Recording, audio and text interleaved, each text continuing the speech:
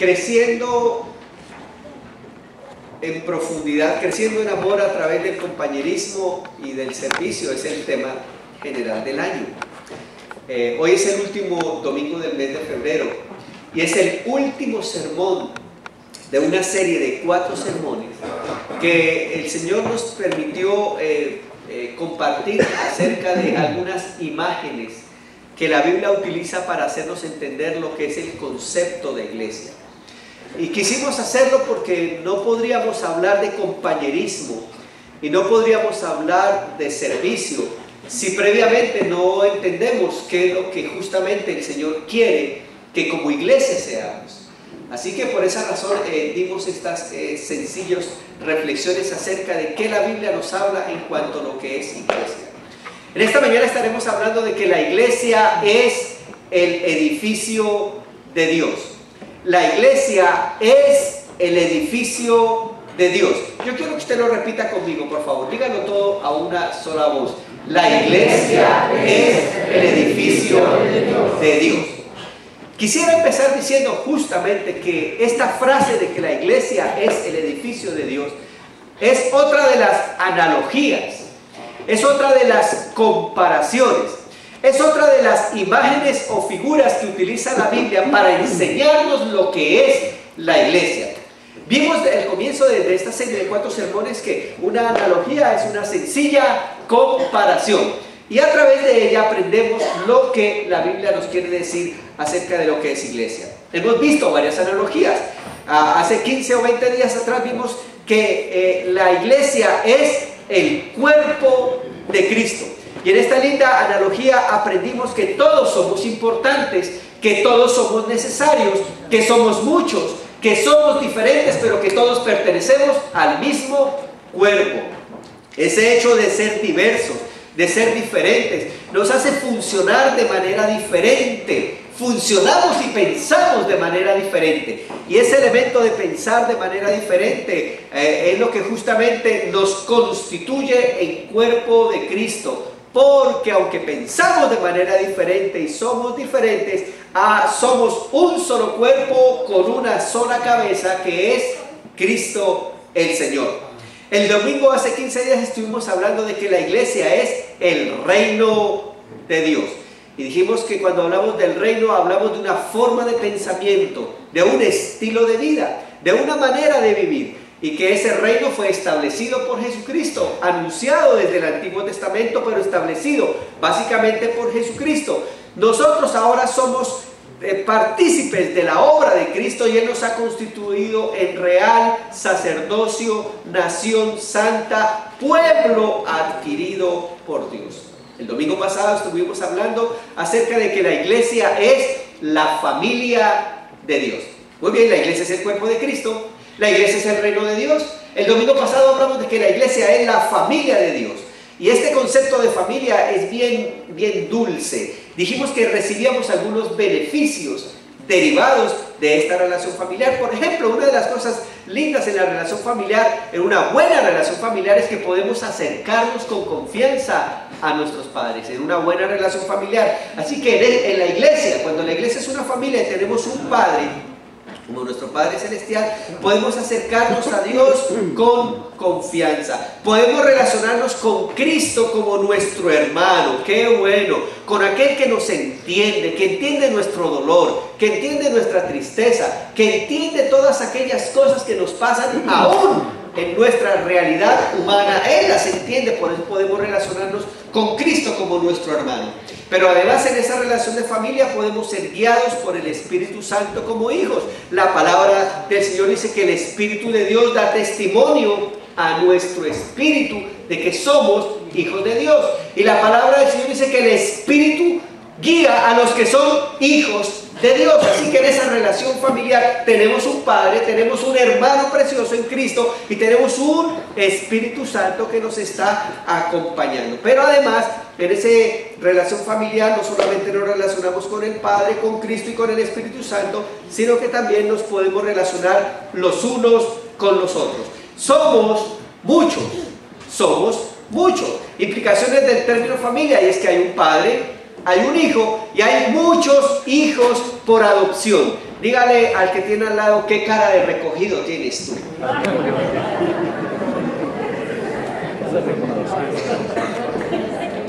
Claro que sí, todos hemos sido recogidos. Gloria a Dios. Hemos sido incorporados a la familia de la fe por adopción. Hemos sido recogidos por amor y solo por amor y bendito el Señor. Ahora, cuando hemos sido recogidos, hemos sido dignificados. Y a todos los que creen en su nombre les dio el privilegio de ser hechos, ¿qué? Hijos de Dios. Gloria a Dios. Bendito el Señor. Hijos por adopción. Muy bien. En esta mañana hablaremos de que la iglesia es el edificio de Dios. La iglesia es el edificio de Dios. Esta figura es una figura bien arquitectónica. Tenemos en medio nuestro a una ingeniera civil. Y esa ingeniera civil, si la hacemos pasar aquí al frente, ella nos podría decir, con base en su carrera, todo lo que se requiere para poder construir un edificio seguro. Y cuando yo estaba pensando en esto de que la iglesia es el edificio de Dios, me gusta pensar en Dios como un buen arquitecto. Escuche, como un buen arquitecto que no lo toma por sorpresa absolutamente nada, sino que Él todo lo ha planificado. Y que cada ladrillo, escuche, ustedes entienden lo que es la palabra ladrillo, ¿verdad? Para nosotros ladrillo, cada piedra, cada parte del edificio, escuche, Él la va poniendo, la va colocando, de tal manera que el arquitecto, que es el que tiene la idea final, sabe dónde encaja esa piedra de manera particular, ese ladrillo de manera particular, para que aporte a la seguridad de la estructura del edificio, para que cumpla una función particular, pero finalmente para que el arquitecto reciba toda la honra, la gloria y la adoración. Gloria a Dios. Qué linda figura de que la iglesia es el edificio de Dios. Déjeme decirle, lo primero que quiero decirle es que la Biblia lo dice. La Biblia dice que la iglesia es el edificio de Dios. El apóstol Pablo, escribiendo a los Corintios capítulo 3, versículo 9, le dice, en efecto, nosotros somos colaboradores, participantes al servicio de Dios. Ustedes son el campo del cultivo, y termina diciendo su tesis, ustedes son el edificio de Dios. El edificio de Dios. Ok. Pensando en el edificio de Dios a la luz de todo el contexto bíblico, encontré algo muy interesante. Déjeme decirle, el concepto de edificio de Dios en el Nuevo Testamento es completamente diferente al concepto de edificio de Dios en el Antiguo Testamento. Por el que el concepto de edificio de Dios en el Antiguo Testamento tenemos que enmarcarlo en la historia del pueblo de Israel. Entonces, pensando en el edificio de Dios, en el Antiguo Testamento, la construcción más majestuosa, el edificio más solemne, el edificio más grande que se construyó para Dios fue el templo de Salomón, el famoso templo de Salomón. Y estudiando algunos detalles de cómo se construyó el templo de Salomón, déjeme decirle, era tremendo templo. Hay algunos datos supremamente interesantes que cuando yo los estudié me causaron impacto. El templo de Salomón tiene las siguientes características. Se considera el edificio más grande construido para Dios en el Antiguo Testamento. Miren, los materiales que se utilizaron para la construcción del templo eran materiales de alta calidad, costosos. No era cualquier templo, eran materiales costosos y de alta calidad. En la elaboración y en la construcción de este edificio hubo un cuidado muy especial y un esmero artesanal. Es decir, además de que se utilizaron materiales costosos y materiales supremamente finos, El trabajo que se hizo en toda la construcción del templo era digno de no siempre un arquitecto simplón, era de artesanos profesionales. El principal material que se utilizó para construir este edificio fue la piedra. Y esto es muy importante, la piedra.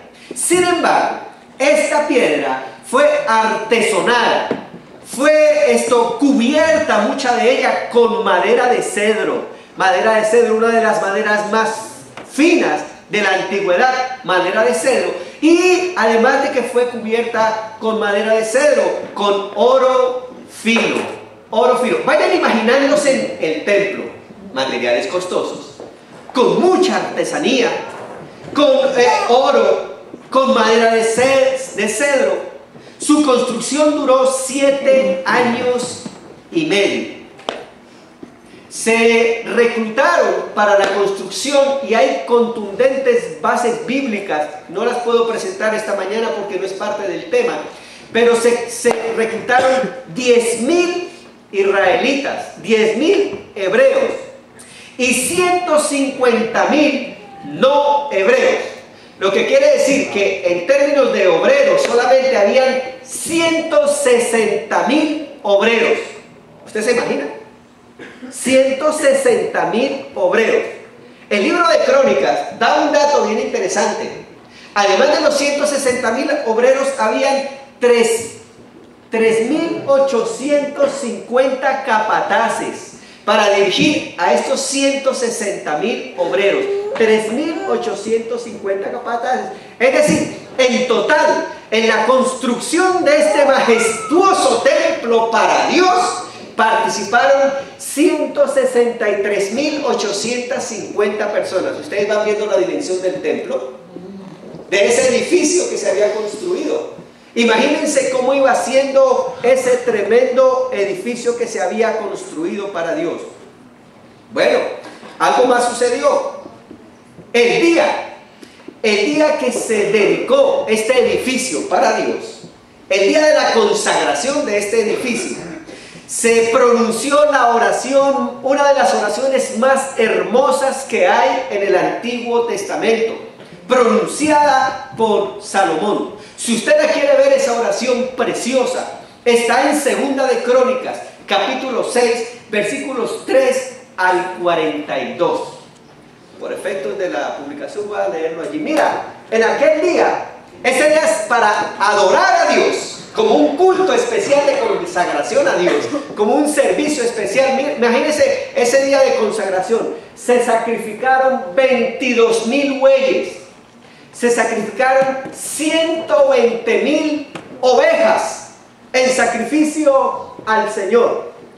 Era tal la majestuosidad del templo de Salomón, la gloria, la pompa que se vivía, que mire, luego que Salomón hubo orado, dice Segunda de Crónicas capítulo 7 versículos 1 y 2, escuche lo siguiente: Dios estaba tan contento con ese edificio, que mire lo que pasó. Cuando Salomón terminó de orar, descendió fuego del cielo y consumió aquel holocausto y los sacrificios, y la gloria del Señor llenó el templo. Bendito el Señor. Tan lleno estaba de la gloria de Dios que ni siquiera los sacerdotes podían entrar a ministrar en la casa del Señor, porque la gloria del Señor se manifestó en ese grandioso edificio.